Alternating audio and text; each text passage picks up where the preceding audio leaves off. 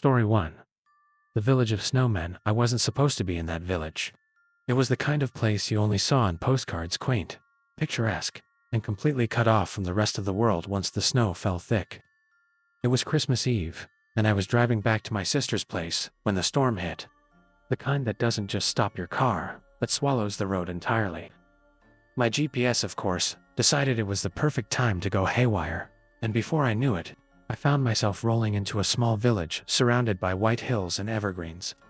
There were no signs, no names, just rows of stone houses blanketed in snow. The storm was relentless. I pulled into what looked like the village square, hoping to find anyone who could point me toward a warm bed and a working phone. The first thing I noticed were the snowmen. Not just one or two, dozens of them. Each house had at least one on the lawn, their round bodies looming like silent sentinels. They weren't your typical Frosty the Snowman figures either. Their faces were strange coal pressed into jagged grins, twigs curved into misshapen arms and eyes. Not buttons or pebbles, but glistening marbles that seemed to catch every flicker of the storm's lightning. I parked my car and stepped out into the biting wind. The snow crunched loudly under my boots, a sound that felt too sharp, too loud in the suffocating quiet of the village. There were no Christmas lights, no decorations. Just the snowmen, standing motionless, their glinting eyes following me, or at least, that's how it felt. I chalked it up to exhaustion and cold. I knocked on the nearest door, but no one answered. Not there. Not at the next house. Not at the one after that. The entire village seemed abandoned, except for those damn snowmen. I wandered further into the village, my breath fogging in the freezing air. The storm had started to quiet, but the silence it left behind was worse. It was heavy, unnatural, like the whole world was holding its breath. I tried calling out, shouting for anyone who might be there, but my voice felt swallowed up before it even reached the nearest house. I couldn't shake the feeling that I wasn't alone, though. Those damn eyes on the snowmen seemed to glow faintly in the dim light, like embers buried under frost. After what felt like hours, I spotted a faint light flickering in a house at the far end of the village. It was a pale orange glow, barely cutting through the frost-covered windows. Relieved, I hurried toward it, my boots slipping on patches of ice hidden beneath the snow. The closer I got, the more I realized how quiet the air had become. Even my footsteps sounded muffled. As I passed one of the snowmen on the way, I could have sworn its head had tilted slightly, its marbled eyes catching the faint light of the distant house. When I reached the lit house, I hesitated. Something about it felt off. The windows were frosted over on the inside, and the door looked as though it hadn't been opened in years. Still, I knocked. 3 sharp raps. No answer. I pressed my ear to the wood, hoping to hear movement inside. But there was only a faint crackling, like firewood snapping in a distant hearth. Desperate, I pushed the door open. It creaked loudly, revealing a dark, cold interior lit only by the glow of a single lantern hanging in the corner. The room was sparse, just a table, a chair, and what looked like a pile of old blankets in the corner. But then I noticed something on the table. A photograph. I stepped closer, and my stomach dropped. It was a picture of a family, a man, woman, and 2 kids standing in front of one of the houses in the village. But they weren't alone. Behind them, towering and ominous, stood a snowman. Its grin looked sharper, its eyes brighter, almost alive. And then I saw the date, scrawled in the corner. December 24th, 1923. Exactly 100 years ago. I turned to leave, but the door slammed shut behind me. My breath hitched as I spun around, heart pounding. The room had gotten colder, the frost on the windows spreading rapidly, creeping like veins. And then I heard it. A soft, crunching sound, faint but distinct, coming from outside. I pressed my face to the window, wiping away a patch of frost with my glove, and froze. The snowmen were moving. Slowly, almost imperceptibly, they were shifting, turning their heads, inching their bodies closer to the house. Panic set in. I tried the door, but it wouldn't budge. It was as if the frost had sealed it shut.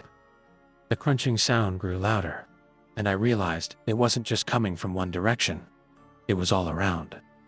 I backed away from the window, heart racing, and grabbed the lantern off the wall. Its weak light didn't do much to dispel the shadows creeping in from every corner of the room. I could feel them now, their eyes burning into me even through the walls. And then came the knock. Not from the door, but the window. A single, deliberate tap. I turned slowly, my breath catching in my throat. One of the snowmen was there, its head tilted unnaturally to the side, its grin impossibly wide. Its eyes glowed, not with reflected light, but with something alive, something hungry.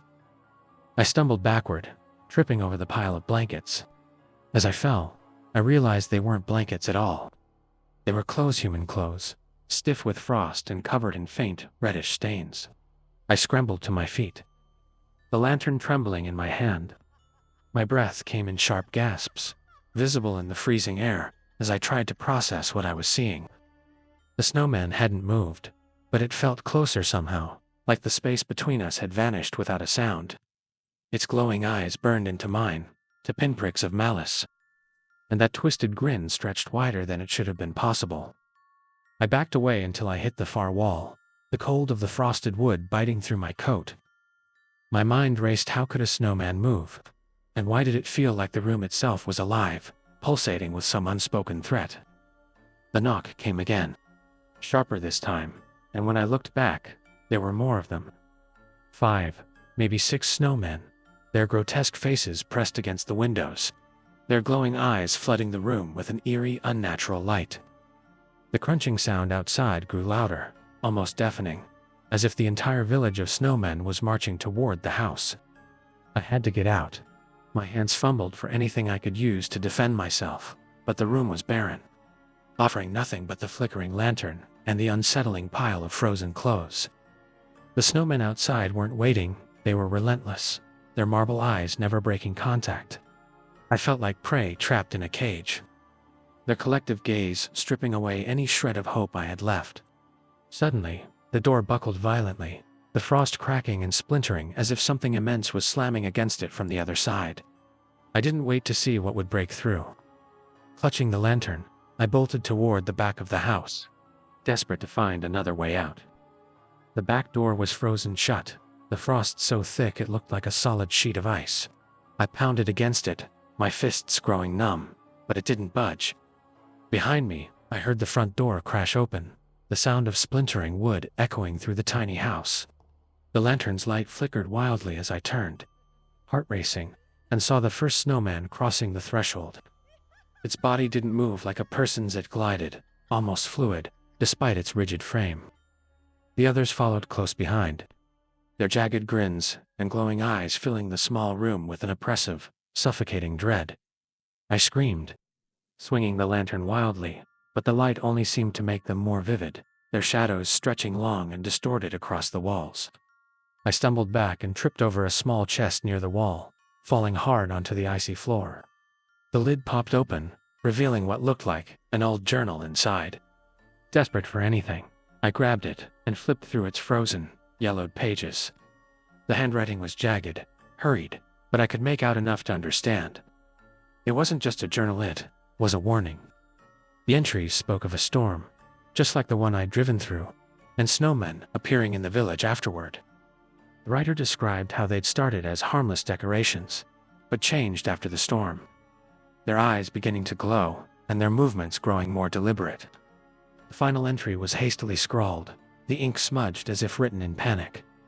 They are not snow, they are watching, they are waiting. Do not let them touch you. I barely had time to process the words when I felt the temperature drop even further. The lantern flickered and finally went out, plunging the room into darkness, save for the unholy glow of the snowmen's eyes. They were closer now, their grins impossibly wide, and the first one reached out with its branch-like arm, its sharp twigs cracking as they extended toward me. I grabbed the lantern and swung it again, smashing it against the nearest snowman. The glass shattered, and the oil spilled out, igniting with a burst of flame. The snowman recoiled, its icy body melting and hissing as the fire consumed it. But the others didn't stop. If anything, the destruction of their companions seemed to enrage them, their glowing eyes flaring brighter as they surged forward. I ran, clutching the journal to my chest, and threw myself at the back door with all my weight. The frost cracked just enough for the door to burst open, and I stumbled out into the snow. The storm had picked up again, the wind howling and the snow whipping around me in blinding gusts. The snowmen didn't give up. They poured out of the house, their movements unnervingly silent, gliding across the snow like phantoms. I ran blindly, the freezing air tearing at my lungs, until I spotted my car still parked in the village square. The snow around it was disturbed, as if something had been circling it, but I didn't care. I tore the door open, threw the journal onto the passenger seat, and fumbled with the keys, my fingers numb and uncooperative. Finally, the engine roared to life, and I slammed on the gas. The car lurched forward, skidding on the icy road, but I didn't stop. In the rearview mirror, I could see them, the snowmen standing in the square, their glowing eyes fixed on me as I sped away. I didn't stop driving until I was miles away. The village, nothing but a dark memory in the rearview mirror. Even now, I can't shake the feeling that I didn't truly escape. Sometimes, late at night, I see frost creeping on my windows, or hear a faint crunching sound outside, like something shifting in the snow. It's been weeks since that night, but the village hasn't left me. I tried to convince myself it was just the storm playing tricks on my mind, that the glowing eyes and moving snowmen were some strange hallucination brought on by cold and exhaustion. But the journal, that's what keeps me awake at night. I can't ignore it. The words feel burned into my brain, repeating every time I close my eyes. They are not snow. They are watching. They are waiting. Do not let them touch you. I've read it cover to cover since I got home, trying to piece together what happened in that village, and why the storm seemed to center on it. The more I read, the less it makes sense. There are references to things older than the village itself, legends, about creatures that take the form of snow to feed on warmth and life. One passage talked about a harbinger storm, a weather anomaly that signals their arrival. The writer seemed to believe that once the storm touched a place, it was marked forever. I didn't understand what that meant until a few days ago, when the frost began to appear. It started small, just on the edges of my windows, but now it's spreading, creeping inward like a living thing. I've kept the journal hidden, afraid someone might find it and unleash whatever is tied to it, but last night, something happened that I can't explain. I woke up to a sound outside my window, soft, deliberate knocks, just like in the village. My breath fogged the glass as I peered out into the darkness, heart pounding. For a moment, I saw nothing but snow drifting in the wind. But then I noticed it a faint glow, like the reflection of marbles catching the moonlight. It was distant, but unmistakable. The snowman was there, standing at the edge of the street, watching. This morning, it was gone, but the snow where it had stood was untouched, unbroken by footprints or drag marks. It's as if it had materialized out of the storm itself. And when daylight came, it dissolved back into nothing. I've tried to warn people, friends, family, but no one believes me. They laugh it off, chalk it up to stress or an overactive imagination. I've even considered going back to the village, hoping to find answers. The thought of those glowing eyes stops me every time. Tonight, the frost is thicker than ever. I've barricaded the doors and windows, but deep down, I know it won't help. They don't need to break down doors to get inside. I can feel the temperature dropping, the cold seeping through the walls, and I know they're close. I don't know how much time I have left, but I'm leaving this journal as a warning to anyone who finds it. If you ever find yourself driving through a storm, and you come across a village without a name, don't stop. Don't look at the snowmen, and whatever you do, don't let them see you. I've set the journal on the table, open to the last page I'll ever write. The knocks have started again, soft and deliberate. My breath hangs in the air, the frost spreading across the walls like veins. I won't look this time. I won't give them the satisfaction. The lantern is burning low, its light flickering with every gust of wind. As I write this, the room grows darker, and the knocks grow louder. I can feel their eyes on me now, piercing through the walls. This time, they won't leave without me. Story 2. Letters to Santa. When I was 11, Christmas was everything to me. I wasn't one of those kids who outgrew the magic or stopped believing when their older cousins spilled the beans about Santa. No, I held on to it like a lifeline. Christmas was my escape from the ordinary, a way to forget that my dad was always working, and my mom spent most days in bed, too tired to deal with the world. Every December, our small town came alive with decorations, carolers, and snow, so thick it turned the streets into white tunnels. But the best part was the mailbox. It wasn't just any mailbox. At the center of town, right under the huge pine tree we called the Christmas Sentinel, was a bright red mailbox labeled "Letters to Santa." Every kid in town wrote their wishes, dropped them in the slot, and waited for Christmas morning to see what Santa would deliver. It was a tradition older than the town itself, or so the adults claimed. That year, though, something was different. The first kid went missing a week after dropping his letter in the mailbox. His name was Eric, and he was 12. I remember his mom crying at church, begging anyone to help find him. The police searched everywhere: houses, forests, even the frozen lake. Nothing. At first, nobody connected Eric's disappearance to the mailbox. Why would they? He could have run away, or worse, fallen through the ice. But then another kid vanished. And another. By the third disappearance, parents stopped letting their kids anywhere near the mailbox. The once cheerful town square became a ghost town, the red mailbox standing untouched beneath the Sentinel. But I couldn't stop thinking about it. You see, I'd already dropped my letter in the slot. My mom said it was silly to worry. It's just a coincidence, she told me, but I could see the fear in her eyes. Deep down, I knew it wasn't a coincidence. Something was wrong with that mailbox. I couldn't let it go. Every time I walked past the town square, the red mailbox seemed to taunt me, standing there like nothing had happened. It wasn't just the disappearances that haunted MIT, it was the letters. What if something happened to my letter? What if Santa really was reading them, and he wasn't who we thought he was? That's the kind of thing that keeps an 11-year-old awake at night. So one snowy evening, I decided to do something incredibly stupid. I was going to open the mailbox and see what was inside.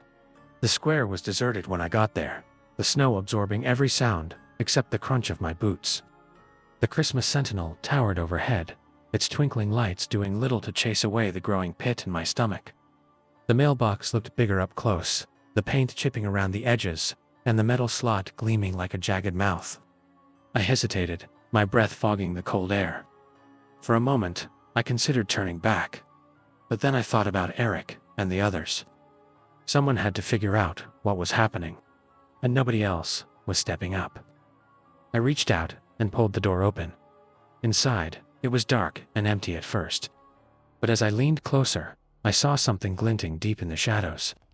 I reached in, my fingers brushing against something smooth and cold. It wasn't letters, it was bones. Tiny bones. Like the kind you'd find in a bird skeleton, brittle and sharp. My heart raced as I pulled my hand back, trying not to scream. Then I noticed something worse. The bones weren't alone. There was a piece of paper wedged in the corner, folded and yellowed with age. It wasn't one of our letters. This was older. The writing spidery and faint, like it had been written decades ago. I unfolded it with shaking hands. The note was short, written in an elegant but messy script. He listens, he answers. But the cost is always blood. My throat went dry as I read it again, trying to make sense of the words. Who wrote this? And who was he? The sound of crunching snow behind me nearly made me drop the paper. I whipped around, heart pounding, but there was no one there. Just the wind swirling around the empty square. Still, I didn't feel alone. The weight of invisible eyes pressed down on me, watching from somewhere just out of sight. I slammed the mailbox shut and ran home as fast as I could. That night, I barely slept, the note's words looping endlessly in my mind. The next morning, I went back to the square. The mailbox was still there, unchanged. But something new had appeared beneath the Sentinel. A gift-wrapped box, tied with a bright red ribbon. It wasn't unusual to see presents under the tree. People often left them as decorations, but this one was different. It had my name on it.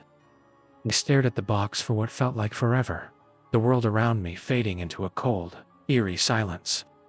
My name, written in that same spidery handwriting as the note. My hand shook as I picked it up. It was heavier than I expected, the paper cool to the touch, like it had been sitting in a freezer. My breath hitched as I peeled back the ribbon, and lifted the lid. Inside was a small wooden carving, no bigger than my hand. It was a crude but unmistakable version of me, carved in dark wood. The detail was haunting.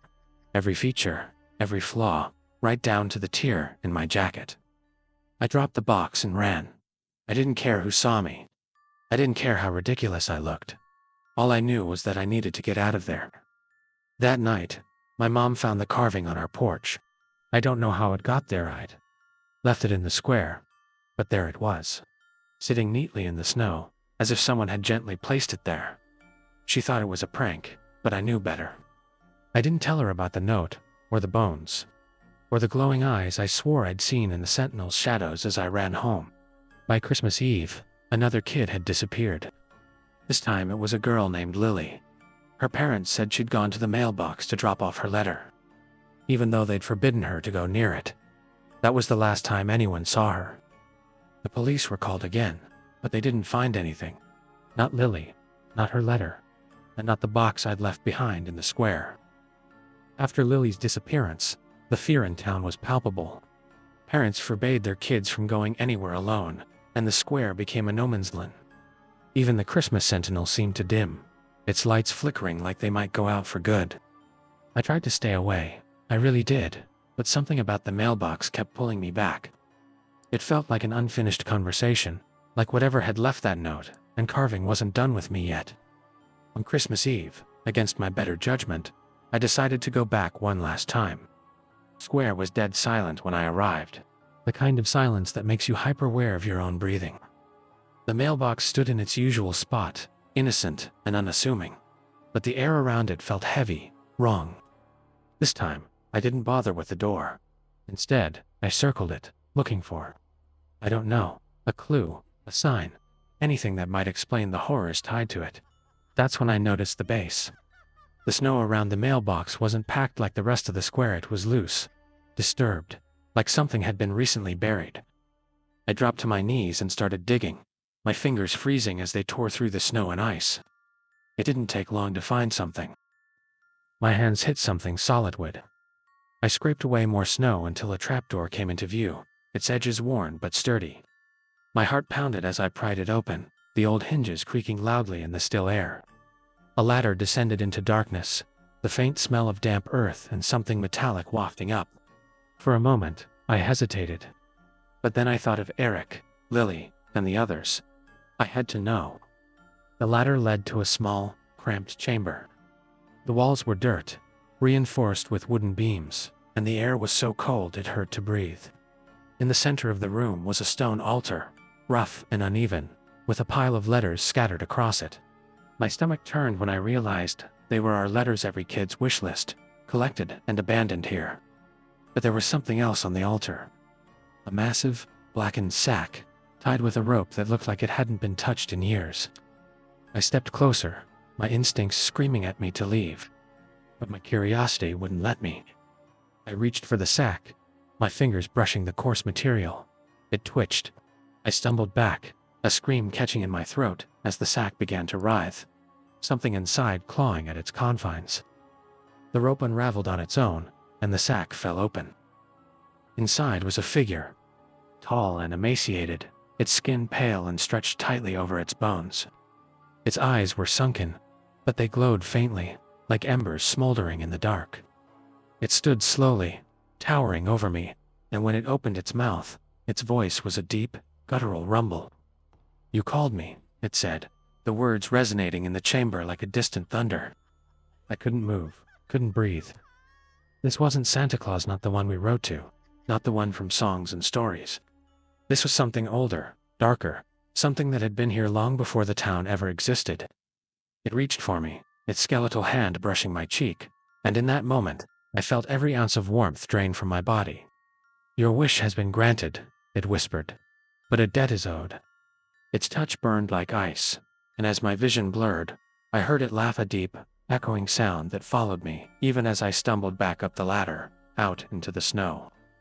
I don't remember how I got home that night. My mom found me shivering on the porch, clutching the carving to my chest. I never told her what I saw, but I didn't have to. The next morning, the carving was gone, replaced by a gift-wrapped box under our tree. Inside was Eric's favorite hat, the one he'd been wearing when he disappeared. I didn't open it again. I didn't need to. To this day, I can't bring myself to celebrate Christmas. The mailbox was removed the year after, replaced by a new, brightly colored one that parents could trust. But I know it's still out there, somewhere, waiting. Sometimes I wonder if it'll ever come back, and if it does, what will happen when the wrong child decides to write a letter? I still hear its voice sometimes, in my dreams. A debt is owed. I'm just waiting to find out what happens when it comes to collect. Story 3. The Song of the Bells. It started as a soft hum, barely noticeable beneath the usual sounds of a cold December night. I had just finished hanging the last of the lights on our porch when I heard it, a faint, melodic tune drifting through the air. At first I thought it was the wind, maybe carrying the sound of distant carolers. But the more I listened, the more I realized it wasn't coming from any one direction. It seemed to echo from everywhere, as though the entire town had become the instrument. The strange thing was, no one else seemed to notice it. I live in Ashwood, a small town surrounded by thick pine forests and rolling hills. Every Christmas, the streets come alive with decorations, and bells ring from the church tower to mark the season. But this sound wasn't like the cheerful chimes of our usual celebrations. It was haunting. The melody was simple, repetitive, but there was something unsettling about it, like a lullaby meant to coax you into a dark sleep. By the time I stepped inside, the tune was stuck in my head, playing on an endless loop. My wife Lisa was in the kitchen, humming along to Christmas songs on the radio. She didn't notice the bells. That night, I couldn't sleep. The melody followed me everywhere through dinner, while brushing my teeth. Even as I lay in bed staring at the ceiling, Lisa dozed off easily, her breathing soft and steady beside me. But I couldn't shut my eyes without hearing those bells louder than ever. Around midnight, I gave up and decided to go for a walk, hoping the cold air would clear my head. The town was silent, the streets empty, but the melody was still there, faint but persistent.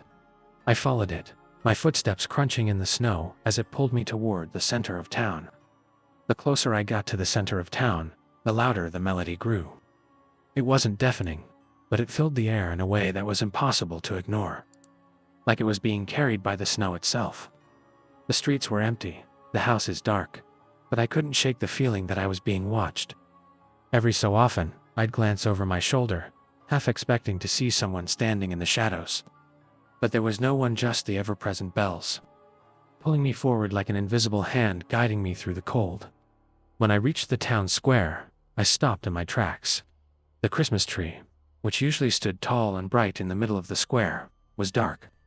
Its lights, which had been glowing just hours earlier, were extinguished, leaving the branches bare and ominous. But that wasn't what sent a chill down my spine. Surrounding the tree were people, dozens of them standing perfectly still in the snow. Their heads were tilted slightly upward, as if they were listening to the sky. None of them moved, not even when I called out. I recognized a few of them, my neighbors, the postman, even the mayor. They were all there, standing in their pajamas or coats, thrown hastily over nightclothes, their faces slack and expressionless. My heart pounded as I approached the edge of the square, the melody of the bells growing louder with every step. It wasn't just a tune anymore. There were words now, faint whispers layered beneath the sound, just out of reach. I strained to make them out, but the harder I listened, the more my head began to ache, like the sound was burrowing into my skull. I backed away, my breath fogging in the freezing air. That's when I saw Lisa. She was standing near the base of the tree, her hair falling loose over her shoulders, her arms hanging limply at her sides. My chest tightened. I hadn't even noticed her leave the house. I called her name, my voice cracking in the cold, but she didn't respond. None of them did. It was like they were in a trance, their bodies present, but their minds somewhere far away.